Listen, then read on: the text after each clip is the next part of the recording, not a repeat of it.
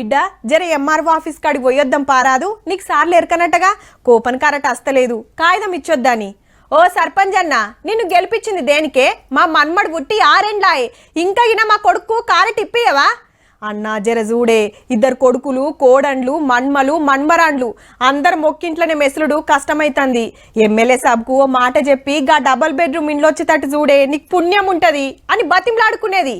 కానీ ఇప్పుడు ఆ ఆఫీసర్లు, ఆ ఎమ్మెల్యేలంతా మనూరికే రావట్టిరి.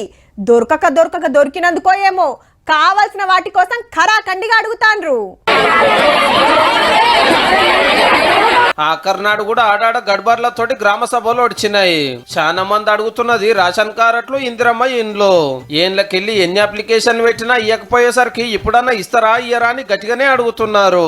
మేము 30 ఏళ్ళ బట్టి కిరాయి ఉంటున్నాం, మాకు రాలేదు. చాలా పెట్టినాం. రేషన్ కార్డు కావాలి, ఇందిరమ్మ కింద ఇల్లు పెట్టుకోవడానికి. పేర్లు రానోళ్ళ అప్లికేషన్లు మళ్ళా తీసుకున్నారు.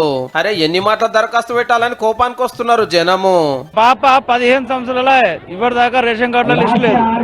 కేసీఆర్ ప్రభుత్వం ఉన్నప్పుడు చేసినా అప్పుడు రాలే, ఇప్పుడు మొన్న కూడా చేసినా అప్పుడు రాలే, మళ్ళీ ఇప్పుడు చేయమంటున్నారు, ఇప్పుడు కూడా చేసిన. ఫోటో తీసుకున్నాడు, మన ఆధార్ కార్డు జిరాక్స్ పోయింది సార్కు, మరి ఇప్పుడు సార్ మా అన్న పేరు లేదు. ఇప్పుడు ఎన్నిసార్లు ఇవ్వాలి మేము చెప్పగలిగింది దాకా. మా ఓట్లు వేసేటప్పుడు మాత్రం ఇందిరమ్మ ఇల్లు ఇచ్చినాను, ఫామ్ ఇచ్చినాను, రాలే. జిరాక్స్ మిషన్ మన రేవంత్ రెడ్డి పంపిస్తే ఇంటికాడ రోజు తీసుకున్నాం. ఎన్ని కానీ జిరాక్స్ తీసుకోవాలా? కేసీఆర్ ఉన్నప్పుడు తీసుకుని చచ్చిపోయినాము. ఇక ఎటు చూడండి, car MLA Kaushik Reddy sir వచ్చి ఇందిరమ్మ ఇంట్లో అందరు గట్టియాలని లొల్లి చేస్తుంటే 10 ఏళ్ళు మీరెందుకు గట్టియలేదని పబ్లిక్ అంతా మర్రపడ్డారు. కమలాపూర్ లా కొందరు కోడిగుడ్లు టమాటాలు ఇసిరేసిరు ఎమ్మెల్యే గారి మీదకి.